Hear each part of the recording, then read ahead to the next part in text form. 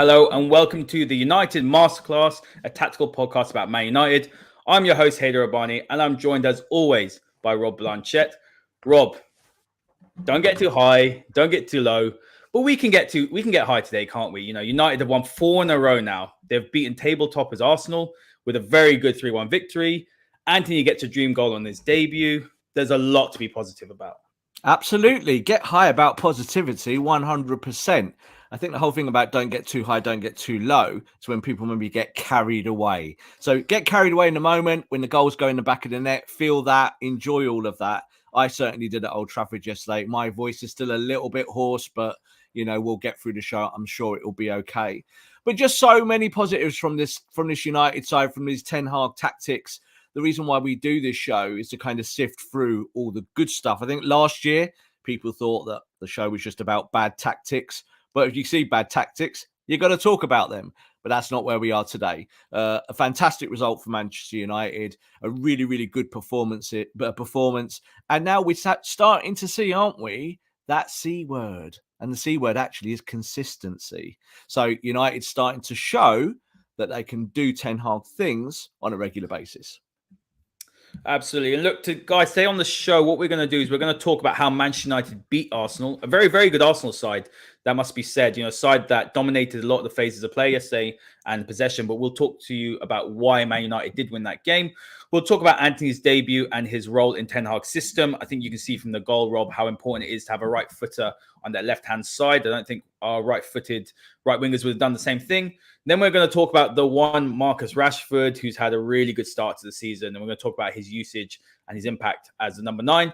And then we'll talk about Christian Eriksen as well in midfield, who has changed the way Man United play and offering something that we previously didn't have. We might have had it under Paul Pogba, but we didn't see it enough. But as always, guys, make sure to give us a follow on @ManUnitedMC. Give myself a follow on @Haider_Rubbani and give Rob a follow on @Rob_B. Hit the like button, hit the subscribe button, and give us a retweet as well. We want to get as many people in this conversation as possible, as always. But Rob, let's start with the game now. So we'll talk about the overview. As always, the graphic from Who Scored here. United set up with a 4-2-3-1, which was interesting. So one of the positives, I think, is that Ten Hag has been consistent, hasn't he, with his selections. So he's got a settled unit in that back four, and that's his foundation he's going to build off. He's gone with Eriksen and McTominay as well, which seems to be his favoured midfield pairing as well. I thought Casemiro might have started, but I could see why he did go with McTominay, who's been playing very, very well. Eriksen offering him some verticality and ability to break the lines. And then you had Antony, surprisingly, had his first start. We did do a preview, didn't we? We said that we didn't expect him to start, but he did start, and what a great debut as well with that goal. We had Bruno Fernandes and Jadon Sancho, probably Man United's best front three behind Marcus Rashford, I would say, and then Rashford with a fantastic performance. On paper, do you think this is Man United's best 11 currently on form? On form, yes. Manchester United's future, 11. No, I don't believe that. What you just said there is completely correct about, again, consistency and how Ten Hag sets up. So it was 4-2-3-1. Yeah, my seat is on the halfway line at Old Trafford. I'm directly opposite the dugout. So Ten Hag is stood right in front of me. And you could see that in the shape of the team in this match, it was 4-2-3-1 with that 3 across. Not a double pivot. It wasn't McFred, with Eriksen and McTominay. And I think it's important to highlight that. We'll talk a little bit more about Eriksen later on in the show. But this really is just a flexible 4-3-3. If you want to kind of be just relaxed about it, that's what it is. Why is that? Well, it's because Fernandes can drop into that midfield, make up an extra person. And you saw really what United were trying to do with this 4-2-3-1 was send Arsenal out wide.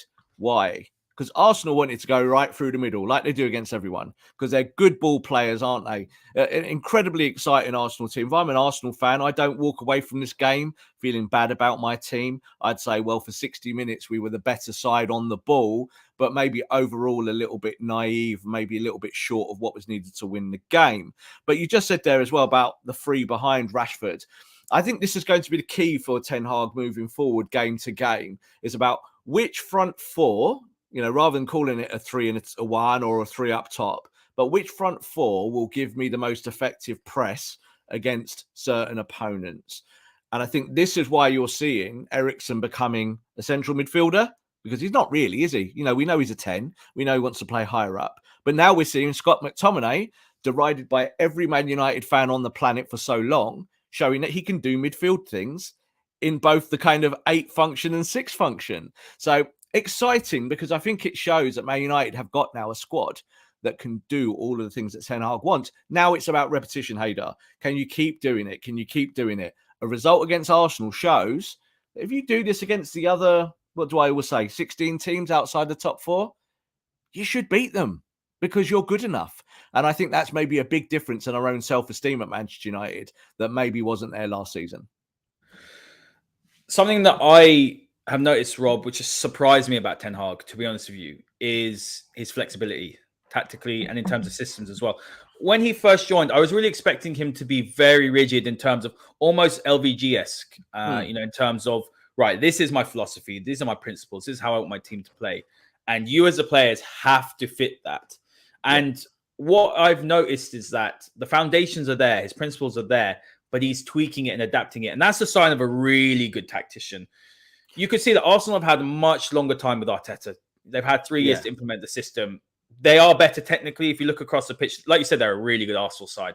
And while it's fun to poke fun at Arsenal fans, my brother's an Arsenal fan, so it was good fun to send him a picture of Anthony in our group chat, all this sort of stuff. But you can't take away from the fact they're a really good side. And I think they bought really well, and they're going to be, I think, contenders in the not too distant future. But what Ten Hag did is he didn't overcomplicate the game plan, essentially. What I really liked is Eriksen, he was breaking the lines with his passing, and we'll talk about him in more detail later, but that was really brilliant. Giving it to Bruno Fernandes, who was higher up, who could turn, and he's a great passer, isn't he, in terms of his through balls.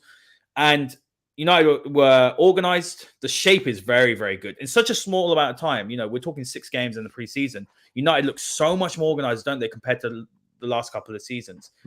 We conceded territory, I think, a little bit, and possession, but we won the ball back, and we were ruthless and in our transition. So that's what I noticed. And you can say that Arsenal dominated possession, territory, most of the phases of play.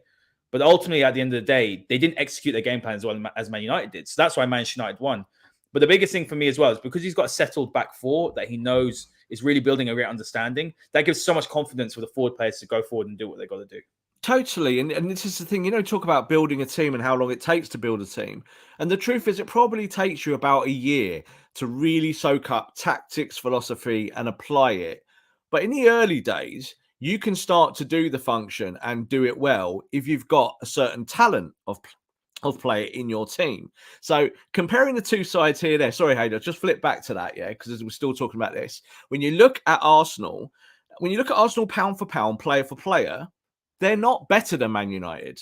They're just not. Like, look at that. There was like Lukonga in the middle there. Xhaka, who's played well this year, but I wouldn't have him anywhere near Man United's team. So there are players in there. Saliba, first season, really as a first choice. White playing right back. He's not a right back. He's a central player generally. So there are issues in that team. But of course, they did have injuries. But when you look at Man United, this might only be game 5, 6, 7 in their life spell of doing Ten Hag things, but they've got more talented players. Eriksen, Sancho, now Antony, Bruno Fernandes, Marcus Rashford, Varane and Martinez. So these are the things that get you going and get you moving in the right direction. And that's what Arsenal fell down on the day. They are a really good team. I expect them to finish higher than Man United. I do, because they're just better at the moment. But they will have hiccups. They absolutely will, because they're a young side and they're trying to find their way. And like I said, if I was an Arsenal fan coming away from this, I would be saying, well, we lost this one, but there's a reason why we won our first 5 games. It's just that in these big matches, they might find it difficult to turn the screw, even when they have all of the ball. Absolutely. Let's move on as well to just a couple of strengths and weaknesses that both sides exhibited during the game. This is again from Who Scored. Interestingly enough, Rob, for all of Arsenal's possession and dominance of territory and phases of play, there was no notable strengths or weaknesses, but they did have a large quantity of possession in the opponent's half, and they favoured long shots. When you look at Man United, A lot of great through balls, effective in goal scoring opportunities. We were clinical, strong at finishing. You know, we were very good. And we'll talk about the XG in a minute as well. Weaknesses, we're aggressive. That can also be taken as a positive. I think United gave away smart free kicks. The one where McTominay just basically rugby tackles Jesus to the ground, gets the yellow card. That was smart. That was a foul. I was applauding that. I was like, well done. That's a tactical foul. Yeah, tactical absolutely. foul. United were street smart. They were aggressive. I think Arsenal, as you said, they were more naive. And then the other one was United were caught on offside often. When you move on to the sort of the forensics and the statistics of the game, while Arsenal did have more shots, Man United did have more on target. They had 6 to Arsenal's 3. The Haider, I believe, was tested once with one save. The XG for United is 1.35 to Arsenal's 1.45. So for all your possession, ultimately, at the end of the day, it's about putting the ball in the back of the net. I don't think United are in any sort of low block or just hitting them on transition. Because you look at that first goal, Rob, there was 18 passes. United went all the way up. They went down to Antony, all the way back. Martinez went back up. It went to Malacia, back to Malacia, to Eriksen. Brilliant line-breaking pass to Bruno Fernandes, who turns, gets fouled, but passes it to Sancho. Great pass to Rashford, again, to Antony, and fantastic finish. 18 passes. There was no counter-attacking. And not that it's a bad thing, but, there's a bit of a misconception that United just transitioned on Arsenal, but that's not necessarily true. United played some really great football. So while the stats might suggest that Arsenal heavily dominate possession, United were just playing on the counter, when you look into it deeper and you look at the statistics with what you see with your eyes, United played some lovely stuff. Totally. And I think, there's a difference between counter-attack and counter-press.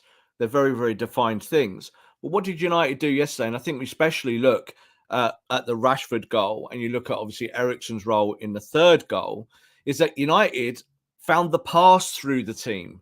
Yeah, it wasn't right, you've lost the ball, we're going to counter press on you, 1, 2, 3, bing, goal. It wasn't like that. Rashford's first goal was a little bit more like that, where United made 3 successful passes and Antony's then got a relatively easy shot to put it away. But you saw with the next one, it was more about breaking the lines and making the correct passes. So that's all positive stuff, because when Ole Gunnar Solskjaer was doing the counter-attack, it was more pure counter-attack. It was like a mid-block that turns into more like a low block. Everyone's going backwards and you're thinking, what can we do? All we can do is counter-attack. But what you're seeing with this Man United team is the intelligence bubbling to the top. What you're seeing is the better players, the talent, being able to affect the football match. And kind of, as I said, this is where Eriksen really shines. This is where Bruno, the best parts of his game, really live. We know that still he was giving the ball away at times in the first half, and I'm still stood there going, why are you giving the ball away in that area? Just stop it, mate. Go up the other end of the pitch. It's something you don't see Eriksen do you? You just see it happens with Bruno. But when you look at the other players, the fullbacks, and even Rashford to an extent, they're just joining the dots a little bit better, and it's comfortable. It never feels like they're overstretching. It feels like they have a philosophy and a game plan. Something to add, Rob, as well, is that United's build-up, their structure in the build-up has been a lot better. You can see that it's a lot more coached. And I think, interestingly enough, and that's where the flexibility comes in. For the first goal, Eriksen did drop into that number 6 position. It wasn't McTominay, for example. So, we know McTominay's weaknesses, and I think he played to his strengths yesterday. But Eriksen's on that picked it up and played that fantastic ball into Bruno. So we've seen that a few times, that Eriksen will get onto the ball deeper. Doesn't mean he's playing in the defensive midfield position. But that's the role Frenkie de Jong would have played. I know he's not in the club, but, that's the sort of profile that Ten Hag was looking. And I think that's the positive thing, is that these players are now understanding, okay, so we know what Scott's weaknesses are. Eriksen's going to pick up the ball. They're understanding these things. So I think that it's been solid in terms of our structure, in terms of the build-up. So I'm really happy with what we're seeing so far.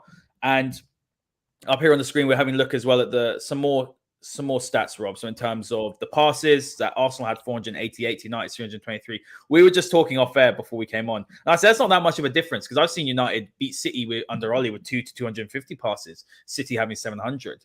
And then interesting enough here, another one is average pass streak. So United had 4 to Arsenal's 5. Didn't feel like that, did it, at times in that, especially between the sort of 15-minute mark up to the 60th minute mark, where Arsenal they were getting us, weren't they? They were just passing us to death. We pushed them out wide. And I think let's talk about that a little bit, because pushing them out wide, although we saw Malacia struggle against Saka, but did fantastically well. Saka's one of the hardest wingers to play against. Dalla had a tough first half. but pushing them wide actually benefited United. And it meant that Jesus, who is really difficult to stop, actually didn't have many opportunities to hurt Man United. Yeah, I said in the preview show when we talked about Arsenal before the match, I said the game will be won and lost at fullback. That's what I said. And the reason why I said that is I kind of expected United to send Arsenal into the wide areas. So if United's fullbacks did their defensive function, but also got on the front foot and pushed the ball forward, then I felt that United had a much better chance of winning. So it's kind of how the game did pan out. You're saying here with the passes, I'm certainly not going to underplay the importance of possession, because I think it's very easy, especially for United fans in the last few years, to go, oh, like you just said there, we beat City, but they had 700 passes and we had 6. You know, it's kind of like, oh, they had, 500 passes more than us. If you win the game, it doesn't matter. But generally in your philosophy and what you're trying to do, when you're looking at 3-2-3 versus 4-8-8, it does mean that Arsenal had about 25-30% more of the ball. But if they're having that ball to where your fullbacks are and addressing your fullbacks, it's not dangerous. There's no problem there, unless maybe they play 1-2s and get round the back of you. Arsenal didn't really do that. I think it shows here crosses. They had, in the end, 16, but United centre-backs are dealing with all of that this season. So that's a good thing, and this is where maybe the Maguire and Lindelof thing will come into play later in the season if they end up playing more matches due to injuries. Overall, though, I think when you look at it, kind of long balls, very, very similar. Short passes, Arsenal obviously passed the ball, the air out of the ball in just over that half of the pitch. But overall, as you said there, average pass streak at the bottom, Arsenal 5, Manchester United 4. So I think that United were very economical on the ball. And they're economical on the ball because the passers of the ball, like Eriksen, are doing their jobs. It's kind of as simple as that. So, yes, you didn't get Frankie de Jong, but you do have someone that can do Frankie de Jong things. And this is where Ten Hag, I think, will build forward now. And I think it's probably why we'll see Eriksen more as a central midfielder this season. And also the reason why Casemiro didn't start this game, because he is a ball progressor as well, but he's just not as good at it as Eriksen, is he? Eriksen is a flair player who can do all of that stuff and also break the lines probably better than Casemiro can. Interesting comment here as well, Rob, from Urwa, saying that when we saw more of Martinez's ball-playing abilities, didn't we? And that's what he was bought for. But he stepped in midfield and passed to Bruno and Antony 7 times. Apparently 7 key passes were played to them. So that was really good. And we saw a couple of times he played, that's ball across the pitch from left to right to Antony. Obviously, that's something they did a lot. That's going to be really key, switching the play and being able to do that. And so I think that's a positive as well. Comment here saying that Man United showed grit, soaked the Arsenal pressure in with bits and hit them back with a trademark United counter-attack. Ultimately was very, very good. Also, we looked at this last week, and I just want to highlight it again because United have been very lopsided for a lot of the last 4 or 5 years, haven't they? And that's been down to the fact we haven't had the right personnel. That right-hand side, we brought in Jadon Sancho to play on the right. But a lot more settled, aren't we, in terms of a lot more comfortable in terms of playing on the left, playing on the right, playing centrally, a lot more balance this side. And the goal came from the right-hand side, which was very, very positive. Yeah, it's human nature that if you see something work, you tend to repeat it. So I think United sides of the last year or two, the left side working, the right side doesn't work. What do? You go and play on the left. But of course, that becomes very predictable. It's very easy for a coach to maybe look at that in terms of the metrics before the game and go, they're going to go down the left today, aren't they? What you're seeing with this kind of spread across from left to right is that United have got more savvy to that. The manager's saying, do not be predictable, be a team that could do something different that the opponent does not expect. So you're seeing here, this is why Antony is so important. And so we'll talk about Antony in the next segment, because he will do different things to Jadon Sancho on the right. He just will. He's a different kind of player, both very skillful, both technically gifted. But you're going to see with Antony, especially the goal he scored, he will make that run 2 or 3 times every match. And Rashford will now know that if he can get that ball through the channel, and also Ronaldo came on and Ronaldo can make that pass 100%. If you slide that ball in, that Antony's going to open his body up with his left foot and be able to put it in the far corner. Whereas, let's say, Jadon Sancho might want to just put his right foot through it and leather it from that side. It makes it a much less chance of going in. But really good to see United playing in kind of all thirds of the pitch here, both left and right and down the centre. And you should expect that to be maintained now, because Ten Hag wants his team to look exactly like this. Let's segue into Antony, Rob, because I think you made some great points. And that goal doesn't happen if one of the right footers are playing on that right hand side. It just doesn't. The way he opens up his body and slots that beautifully into the bottom left hand corner. Mm-hmm. What you can see here on the screen is a graphic from SofaScore, and this gives a really nice breakdown of Antony's performance. So he played 58 minutes. No surprise. I was surprised he started, to be honest with you. I was expecting Casemiro to start when we all thought there'd be a Brazilian starting, but no, Antony started. He was actually, Arsenal had 2 or 3 players on him all the time, really, Rob. I noticed that in that first half. They tried to rough him up a little bit. Look, he's a fantastic player that sort of brings you off your seat. I don't think he was amazing. It's his first game. He's had 2 training sessions. I wouldn't expect it, but he impacted the game. You can see here as well, his passing was at 71%, so that's 10 out of 14. So not a lot of passes, but he had 3 shots. 2 on target, 1 off target. So that was the most in the first half. So he had an impact. He was getting the ball. He was willing to, take a gamble, have a shot, open up his body. And look at the ground duels as well. He won 3 out of 6 aerial duels. He didn't win any, and possession lost 9 times. So generally speaking, when you have a look at the heat map as well, he hugged that right-hand side, which is what you want. And I'm really excited to watch him play because I think he's going to be very good in 1v1 situations. I think he's going to be able to get goals and get assists. But also, he understands the system inside. And that's why he started, because Ten Hag knew in this big game, I don't need to go and tell Antony what to do. I don't need him to maybe train a little bit more like Casemiro does to understand the role. I can put him out there and he's going to do what he's done for me the last 2 years. So that was a big positive. But I loved the passion. I loved, the way he sort of grabbed his shirt, kissed the badge as well. I absolutely loved it. He's going to be another fan favorite. Great character to come into the dressing room. And that's something we're saying a lot about Ten Hag signings, right? We can talk about the quality that they bring, but Martinez, you look at Antony as well, Malacia, Casemiro, we know his quality and he's a world-class player. Christian Eriksen, all fantastic characters coming into his dressing room. We needed to fix his dressing room, and that's 5 players who all come in and made a really good impact. Casemiro, not yet, but I'm sure he will in this squad and in this team. So that was very big positive. But Antony, it kind of reminded me a little bit of Mahrez on that right-hand side. I think Mahrez is more silky. I think Antony's a little bit more explosive, but offering the similar sort of things that Pep Guardiola wants from his, whoever's playing on that right-hand side, whether it's Mahrez or Foden. Yeah, I think in terms of function, definitely similar to Mahrez. I think if you want to kind of compare him to a player and just, in terms of a more random sense, I think he's kind of more like Nani. So Nani can go and do that. When he was at United, he could go and play on that touchline as an out-and-out winger. Obviously, different system, different manager, different time in terms of football.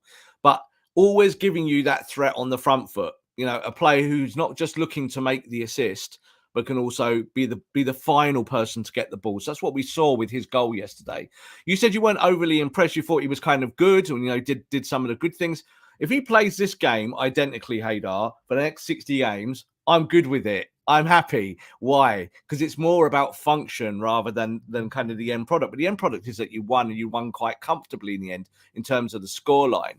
I think what I wanted to see from him yesterday was just that immediate kind of acclimatization. And you said it just there at the top of the segment, is that he probably knows Ten Hag's tactics on the right better than any current Man United player. So that's a unique situation, isn't it? He's come in. He knows all this stuff because the manager's hammered it into him over a long period of time. So you saw that absolutely in this game.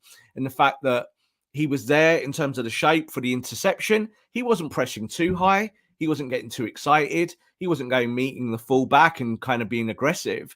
He was actually saying, right, this is my area and I live here. And when I go wide, the fullback will come with me. When I come narrow, the fullback will come with me there. Then Delo can overlap.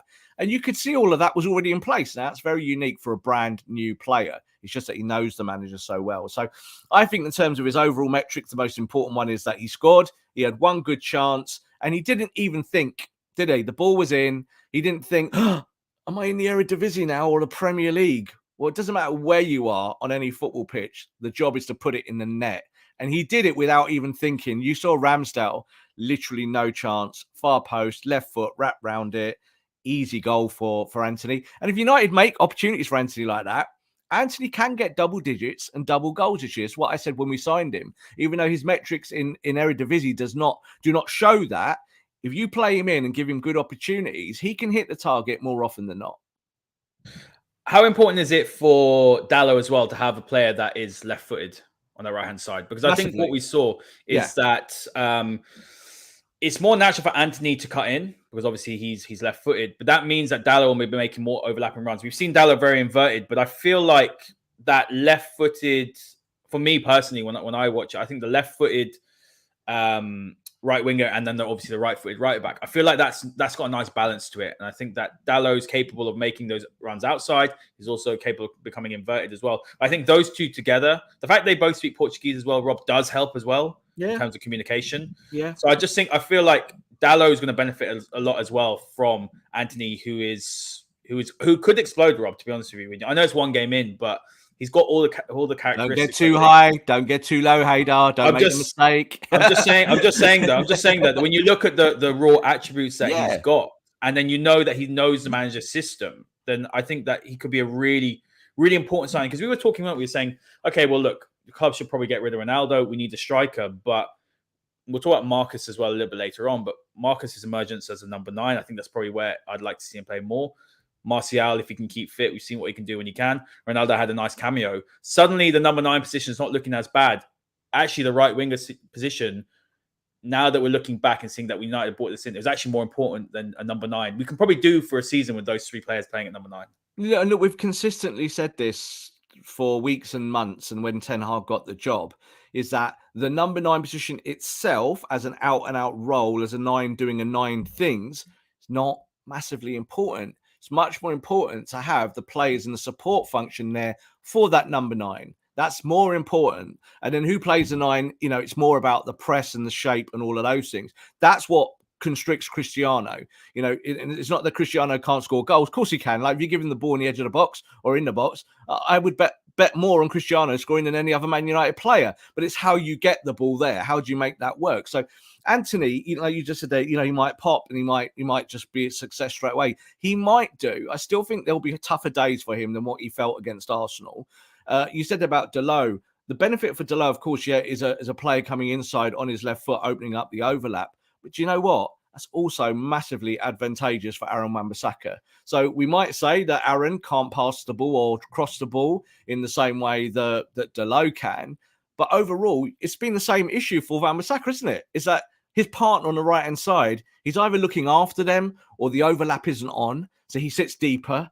And I also saw in the last game, I think it was really interesting, is that when Dalot was allowed to go, Malacia didn't. So it's that classic style of a player staying tight with Martinez on that side, and also then Varane just looking after the right. It's the asymmetric fullbacks. Yeah. Absolutely. So like, you play that asymmetric style, that's normal in today's football. And you saw that there was no kind of invertedness yesterday, which we've seen in other games, where you might see one of the fullbacks coming inward a little bit more. The reason for that, of course, you've got someone like Antony. He's going to invert, isn't he? He's coming inside. He's going to be almost like a false 9 at times, coming very narrow, coming to pick the ball up in the number 10 positions. So it's all good. Like you said, we saw that yesterday. That heat map there shows exactly where he operates. He is like a right winger that does more the modern function on that side, where he can play in the half space, come narrow.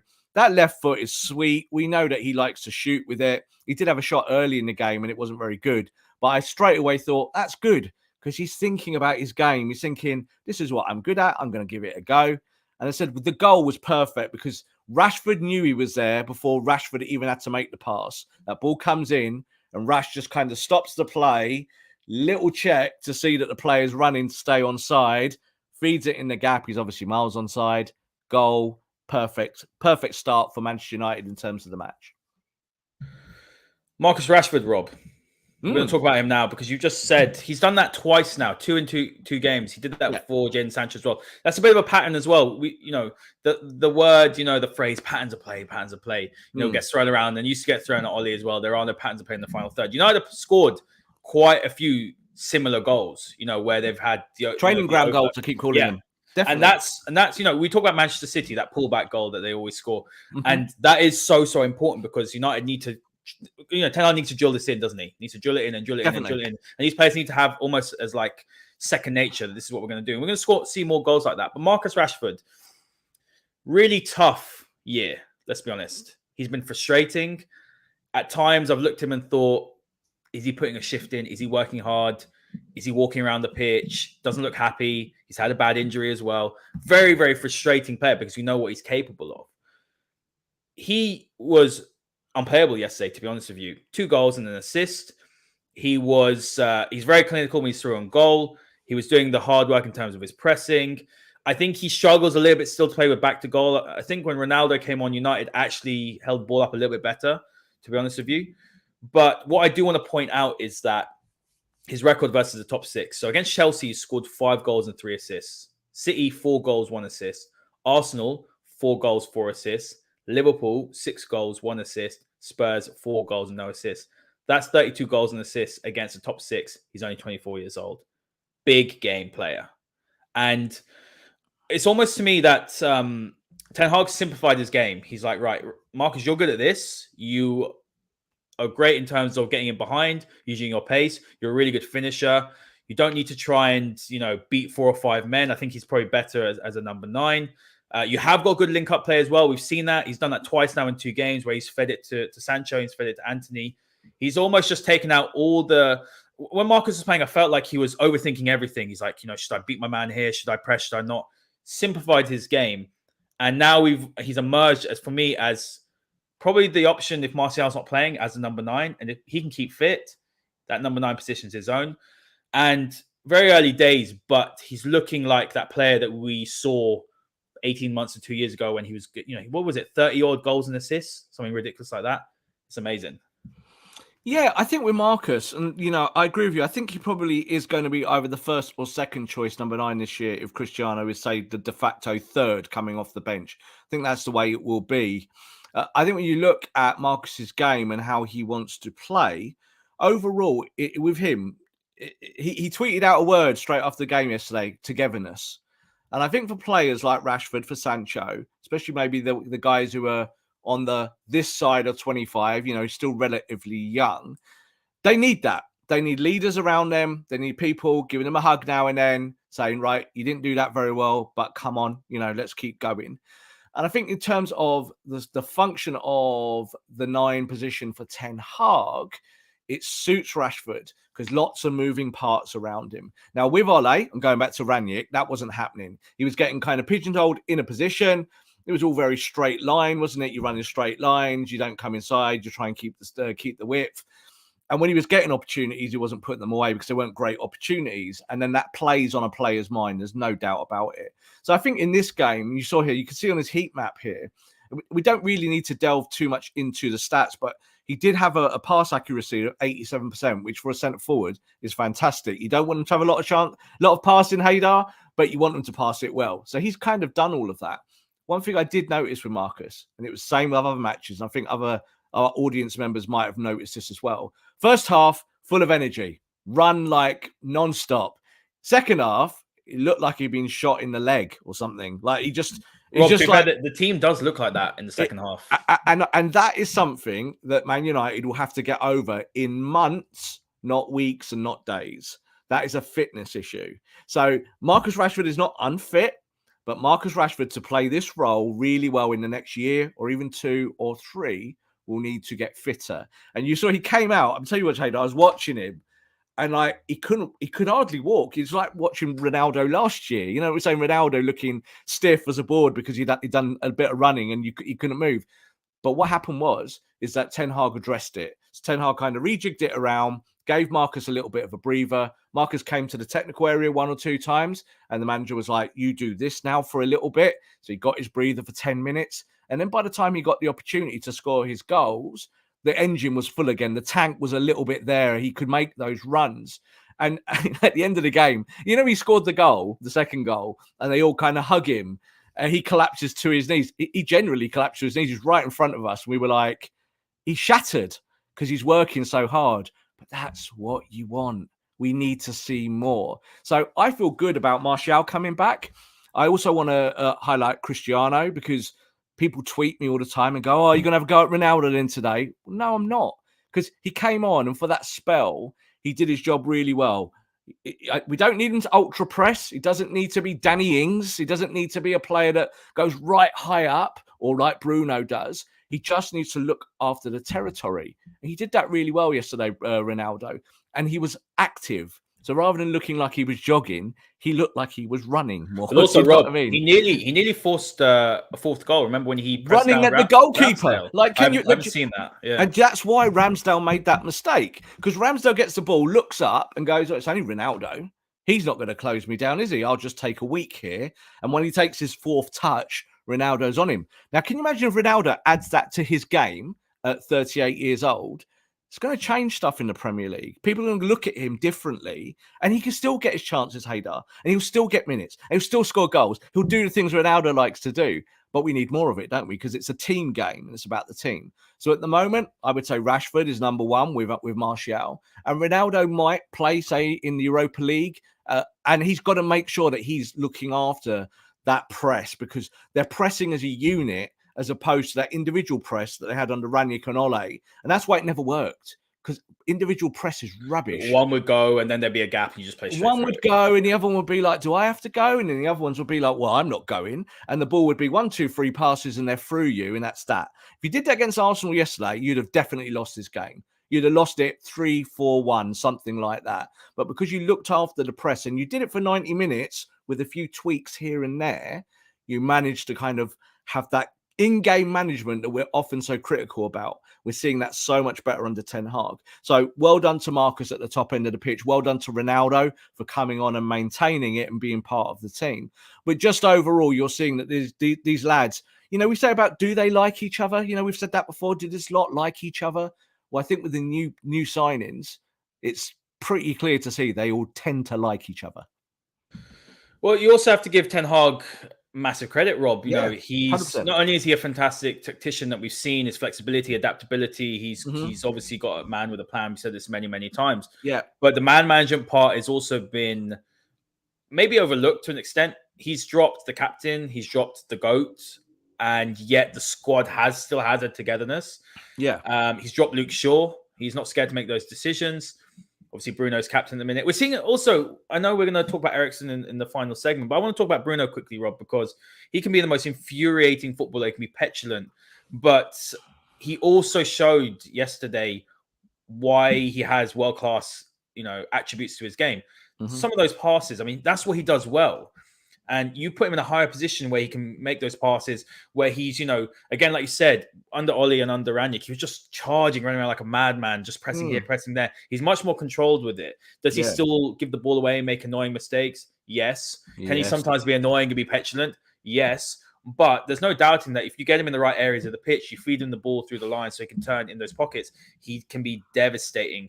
And we've seen that. And he's rightly captain for me at the minute as well. I would have given Bruno the captaincy when I know you say it doesn't matter who's captain, but he's obviously got the respect of his teammates. He's obviously well liked in the team, and he is a leader. He can be frustrating. Like, sometimes I was watching him against Brentford, and I was like, you're just a pain in the ass. I'd sell you. That's what I said after the game. But I do think that Ten Hag, I mean, the comments right here from Helen, Ten Hag needs to manage him and get the best out of him. And I think Ten Hag right now has found a way to do that by supplementing with players like Eriksen behind.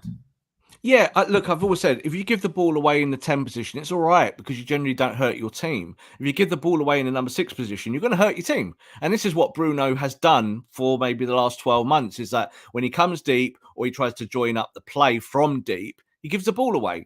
It's not acceptable. It's unacceptable for any player. You can bang on about McFred doing it all day long, but Bruno does it just as much.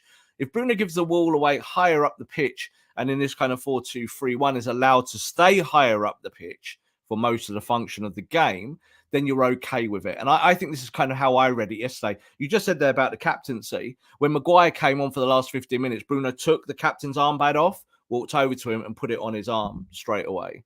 So you actually saw Maguire had the captain's armband for every second that he was on the pitch yesterday. So I'm not interested about the armband or the captaincy too much. I'm interested in leadership. Bruno's showing that leadership now. I think Eriksen is showing quiet leadership. I think Marcus at the front, running is showing leadership. I think Varane, with his cool, calm nature, is showing leadership. I think Martinez, in terms of how he plays on that left, is showing leadership. I think Malacia is showing ownership. All of these things, Even McTominay, Rob, a lot of these leadership. things are much more important than who wears the armband. The armband is a defunct thing. It's a Roy Keane thing from the past. Brian Robson, great. You don't need it. You need everyone to lead. And this is what you said there about giving Ten Hag the credit, because he's empowering players. And that's what he'll be saying to the guys now sat on the touchline. He'll be saying to Donny van der Beek, one of his old boys, if you want to get in my team, you've got to be better. And he'll be saying to Luke Shaw, well, do you know what? A year ago, Luke, you might have been the best left back in Europe, but you're not the best left back at the club today. So you need to get back in my team. Harry Maguire, you can have the armband, Harry. You are the captain. But if you don't play well enough for me in training and show it, you do not play. That is how football teams should be run. That's how it has to be every week. So I'm pleased to see that, because I think that sets the precedent for any superstar or any youngster, that if you're good enough, then you will play. But if you're not good enough, then you certainly will not. Definitely, I'm all about meritocracy. We've been saying this, we've been banging on about this for ages, that players were getting picked when they were playing poorly. And now what we're seeing is, doesn't matter who you are, how many titles or Ballon d'Ors you've got, whether you're captain of the football club, if you're not playing to the standard that's required, you're going to get dropped. So that's great to see. Rob, just a final side on Marcus as well. Just looking at his impact this season. So he's got the most progressive passes received, playing number 9, no surprise. Most shots, most dribbles in the box, most goal involvements, most goals, most assists, most through balls out of anyone at Man United. He's had a great start to the season. And long may it continue, to be honest. And he can build on it, because I still don't think he's at the top of his form. I think he's doing well. And I think we're seeing that. You see, obviously, with his goals and assists and his involvement across the pitch. But I think this is still the shadow of Marcus Rashford. I think he could still be the star and be the player that maybe 2 or 3 years ago we were talking about, of being on the edge of being a kind of superstar forward, being talked about as, going to PSG and going to Barcelona and being of the highest level. A lot of people were very low on Marcus. One of the things that people kept saying to me was, Marcus can't play well because he feeds the children, and that's a problem. Well, Marcus is still feeding the children, isn't he? And now he's playing better. So that puts that theory out the water, doesn't it? So, yeah, really pleased to see what Marcus is doing. And let's just hope he sticks with it now. I think with him and Martial, I think if they've given the way and shown the path, then they'll surely do it. Final segment of the show, Rob, Christian Eriksen. Great performance, man of the match yesterday. What he brings to this United side and this midfield is calmness. He's very, very comfortable on the ball. He's very aware of, danger, although he did get tackled by Odegaard. That was a foul. So if anyone's saying that's not a foul, go to Specsavers, because it definitely was a foul. But what I really liked from him was, and the reason why, in my opinion, Man United won the game, was his ability to break the lines with his passing. Saw the amount of times he passed up to Bruno. The first goal we saw, and the second goal, wasn't it? I believe. He has verticality from deep, something that no other player in the squad can do. He's that profile of progressive midfielder that Ten Hag wanted in Frankie de Jong. So he's playing that Frankie de Jong role, essentially. And I think de Jong does it to a higher standard, but Christian Eriksen has changed this Man United side. If we'd had McFred playing, United wouldn't have scored 2 out of those 3 goals.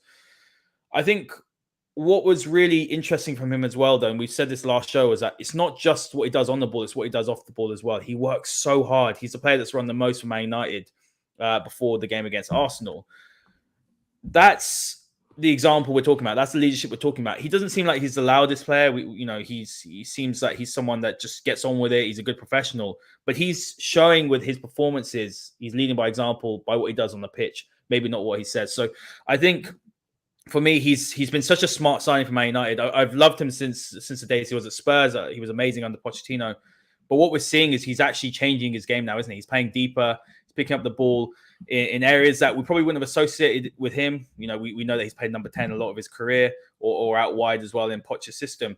But his ability to find Bruno in good positions and to play those long passes for, let's say, Rashford or Anthony to run onto, or Sancho, it's such a big weapon, this Man United side. And that's why I think the way that we're currently playing works at the minute. Maybe we don't have as much control in terms of dominating possession in games, but it works because we have a player that can pick a pass, from deep and with pinpoint accuracy, and we've got good willing runners who can get on the end of it. Yeah, look, if you're technically gifted and technically blessed, generally you can play most of the central positions, maybe not centre-back, but certainly everything in front. And it's a little bit the same of the wider plays. We talk about power, pace, being able to overlap, having the quality to deliver the football. Those things have become more important in those parts of the park. You look at someone like Christian Eriksen, who's played virtually most of his whole career as an attacking midfielder or as a number 10. Him playing this role reminds me of when Paul Scholes went from being an attacking midfielder to just being a bog standard. Rob, I was saying this to someone today. He reminds you of Paul Scholes. Yeah, and the thing is, he's not Paul Scholes in everything he does, but the key component of what Scholes used to do was controlling the tempo. So Paul Scholes didn't run around like a nutcase. Paul Scholes used to jump into tackles, but just because he liked doing that rather than it helping Man United, it's just part of his game. But overall, when the ball went to Carrick, you knew straight away the ball was going from Carrick, then to Scholes, and Scholes would then have his head on a swivel, as we used to say. He'd look at the pitch and make the correct pass. That's kind of what Eriksen is doing. That makes Eriksen's life easier. It makes McTominay's life easier. And it also makes Bruno Fernandes's life easier because Bruno isn't the guy who has to have his head on a swivel. He's just not very good at it in the deeper positions. So Christian Eriksen, a revelation, but kind of a revelation we should expect. He's just doing what he does. He's not doing anything spectacular. He's just doing all of the good, smart stuff. One of the things we saw yesterday in the game, and it shows, he was up against Odegaard a lot yesterday. Odegaard, I think, is a fantastic talent. He's going to be a star for this Arsenal team for many, many years to come. He's now the captain. He's an improving player. I watched some of his points of the game, and he's starting to get a little bit De Bruyne-like. It's a bit scary. You kind of look at his movement, you think, he's going to get better. He's just of that talent, esque. But he struggled against Eriksen at times yesterday because when he came off Eriksen would go with him. And then when he was kind of out of the danger area, Eriksen went, bye-bye, not following you. Go on, carry on. I'm going back into my position. Now, that's smart football. That's what Scholes used to do. Scholes didn't track people ever, did he? But Scholes would go, I'll do my job. And then when I have to, I'll just go back to my position. And then I'll look after the territory. This is why Eriksen's been such a success. This is why he's now probably the first choice central midfielder at Manchester United, which is a bizarre thing to say. But when you haven't got Frankie de Jong, this guy can do stuff that Frankie de Jong does. He can do the 6, he can do the 8, he can get the ball up to the 10, and he can do everything else in between. So his heat map there, we're just going to show it very quickly.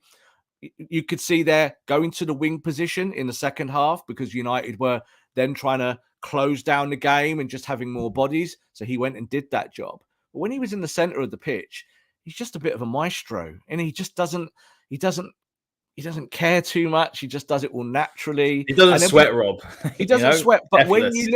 when you look at the running stats, he runs more than anyone. And it's not because he runs fast. You said at the top of the show, and I really wanted to talk about this for 2 minutes. You talked about Paul Pogba.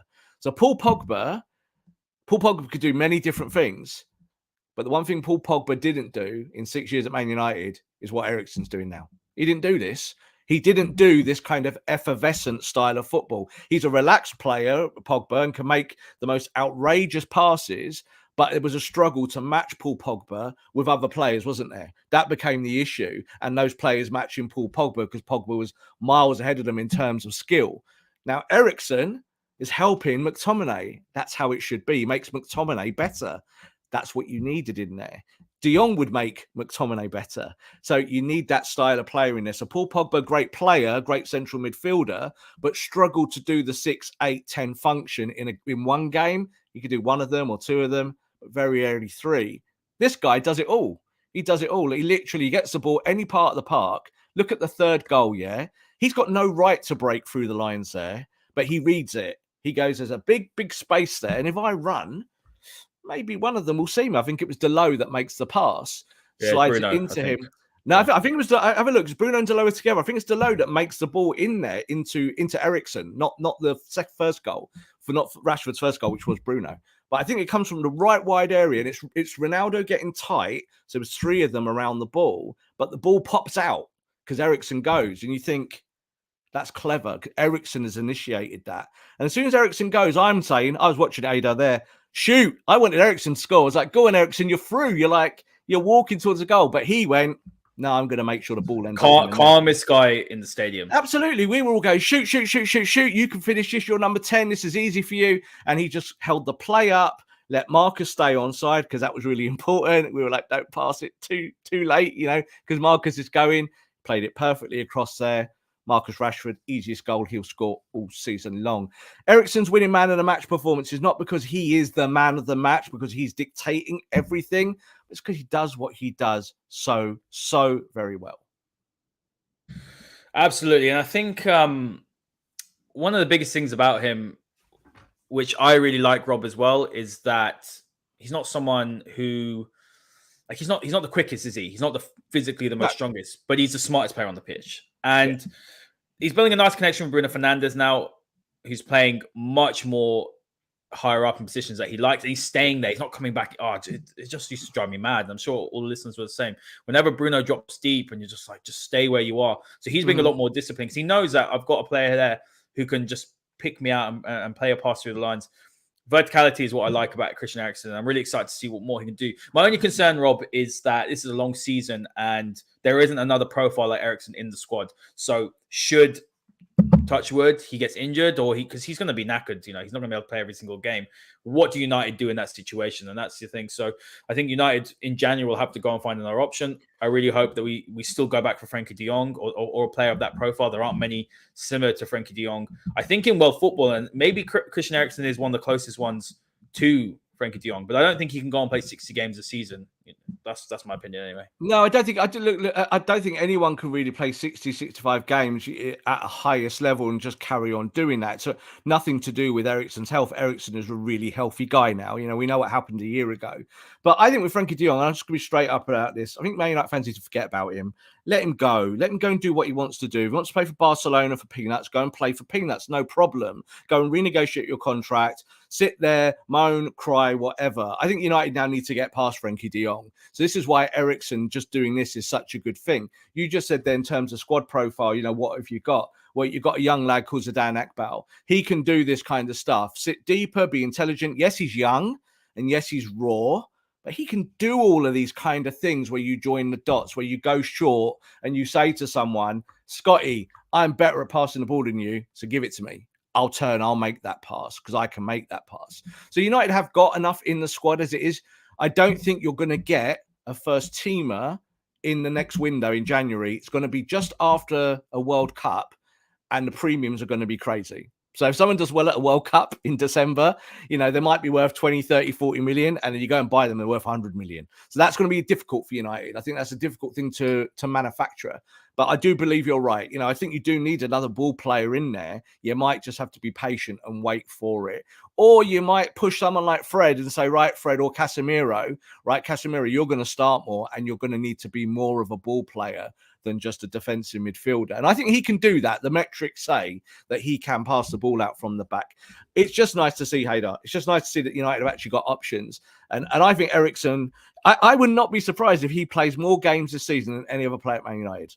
I think he might rack up the most starts this year because he can do that metronomic midfield role that Scholes used to. Scholes used to do it all the time, never looked tired, never looked over the top. I think when you look at Eriksen, that's one of the things you just said there, never sweats. Look at him even in this picture. He's a bit like, yeah, I'm running the game and I'm just looking after this zone and the ball's at my feet and I'm popping it here. And look, and now I'm the one making the last run and I've won you the game because I'm that good.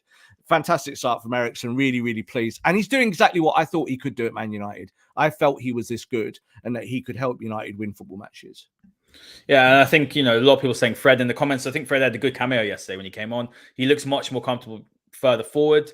And Iqbal as well is another one. Like a couple of comments here saying about Zidane Iqbal, so he could play some games as well. Definitely. Rob, we're just going to, before we wrap up, just a couple of minutes. United are playing midweek against Real Sociedad in the Europa League. Would you expect Erik Ten Hag to make a lot of changes for that game? Yeah, completely. Yeah, this is when you make your changes. So I said last week that I want to see him maintain the starting 11 and not go too crazy with it. Let's just make the one or two changes that you need to. So obviously he brought Antony in the team for Arsenal, and I think that change was beneficial. It certainly you got the win and the goal off him, so that helps. But I don't really want to see Man United go too crazy about Europa League at this stage. Use your squad. So I expect Maguire will play. I expect Lindelof will play. I expect Luke Shaw to play. So you might go back to last season's team. I think Cristiano will start. So it's still a good side to go out there and to be able to win a football match of this level. But again, it's just down the list of priorities. It really is. Ten Hag will want to win a trophy this year, but I think Ten Hag is patient enough to understand that the 3 points for a win in the Premier League is everything at the moment. Keep racking up 3 points every week, and the rest of it, whatever will be, will be. So, you know me, never too particularly high on Europa League. Kind of really don't like it as a tournament. It's just dreadful. You know, it's just, I always think of it as a game where you play it and someone gets injured, and then you play your Premier League game and you lose that because someone's injured. It's just like, But a good chance to see some rotation. I'd love to see Zidane Iqbal in the midfield for all of the Europa League games. Play him all those matches. Give Charlie Savage opportunities there as well. And this is your chance also to keep Elanga going, isn't it? Ticking over, because he came out the team, and there's no doubt that maybe Antony will be the starter now, and Elanga will be on the fringes again. But you can keep Elanga hot in the cup competitions, keeping him involved. And it's all about tactics. Keep doing the same tactics. Get Cristiano up front. Tell him to do some pressing. Seems like he can do it, Haider. It's just whether he wants to do it. And I think that's always the big thing for Cristiano moving forward. Question is, can you do it for 90 minutes? I still have my doubts, but I think we've seen what I saw from Ronaldo yesterday. I was like, you know what? Yeah, I'm happy to see you come off 30 minutes, and he will get goals. He's so desperate to score. He tweeted. Do you see the tweet today? The tweet today was him signing some bits at the side of where they come in at the car park at Old Trafford, signing them and kind of saying, you know, love doing this for you guys, you know. And it's a bit like, yeah, transfer window's closed, you know. So here we go. So I got no problem with Cristiano. This is the thing. People say it's about an agenda. It's so not about an agenda. It's just about what you can provide the team on a football pitch. I think he can give good function there as long as he does certain things in the press. And we don't expect him to be burning himself out after 60 minutes. But if he starts in Europa League, there's every chance that you say play him for 60, 65 minutes and he plays full tilt for that 65 minutes. And then the other 25 minutes is one of the kids. You know, you can even play Elanga through the centre to do that press. He's played centre forward for the under-23s countless times. So he might not be as good a finisher as Ronaldo, but I bet he can press as well. So you've got options, and I think that we'll see that. We'll see full-scale rotations. I reckon 6 or 7 for this match. And guys, as always, give this a like, hit the subscribe button as well. Give it a retweet on Twitter. I want to get as many people involved in these conversations. Thank you for all your great comments as well. We wouldn't be doing this without you guys. Make sure you give us a follow at Man United MC. Give me a follow at Haider_Rubbani. And give Rob a follow at _Rob_B. That's 4 wins on the trot now for Man United. Erik Ten Hag is cooking something. We'll see you all next time.